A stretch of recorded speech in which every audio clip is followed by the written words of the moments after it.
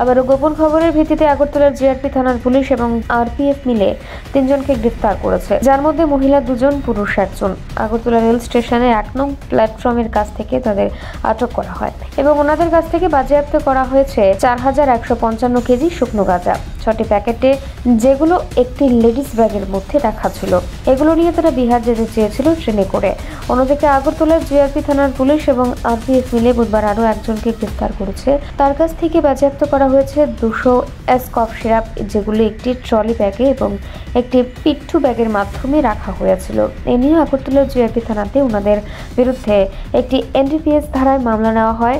এই মামলাতে আরও অনেকে গ্রেফতার হতে পারে বলে অনুমান। বৃহস্পতিবার ওনাদের মহামান্য আদালতে প্রেরণ করা হবে। হ্যাঁ, অ্যাকচুয়ালি গতকালকে আমাদের আগরতলা জিআরপিএসে 2টা এনডিপিএস কেস মানে রেজিস্টার করা হয়েছে। তো প্রথম তো হলো যে 3 জন বিহারি, তাদের বিহারে তাদেরকে অ্যারেস্ট করা হয়েছে আমাদের আগরতলা রেল স্টেশন থেকে, যেটা আমরা আগরতলা আরপিএফ এবং আগরতলা জিআরপিএস মিলে দুইটাই করেছি।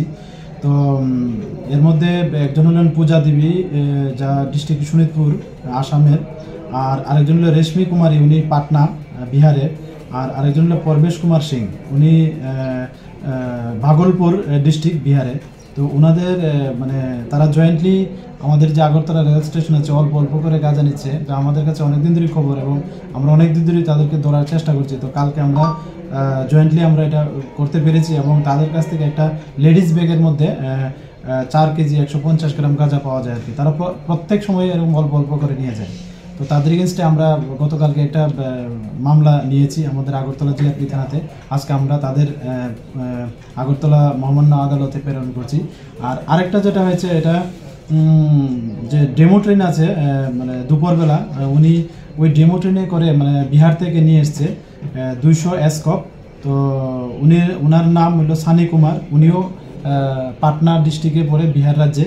তো আমরা ওনার এগেনস্টেও গতকালকে একটা মামলা নিয়েছি এবং আজকে ওনাকে মহামান্য আদালতে প্রেরণ করছি। আর যেটা বললেন যে বাজার মূল্য, যে এসকোপের বাজার মূল্য যেটা ডেস্টিনেশন মূল্য, মানে ওর কাছ থেকে কথা বলে জানলাম প্রায় 80,000 টাকার মতো হবে। আর গাঞ্জাগুলি ডেস্টিনেশন মূল্য যেখানে তারা বিক্রি করবে এখানে প্রায় 48-50,000 টাকার মতো হবে বলছে। তাদেরকে কি কোনো পুলিশ রিমান্ড চাওয়া হবে কি? হ্যাঁ, তাদেরকে জুডিশিয়াল কাস্টডিতে রেখে আমরা ইন্টারোগেশন করবো, এরকম পুলিশ রিমান্ড চেয়েছে জেসিতে।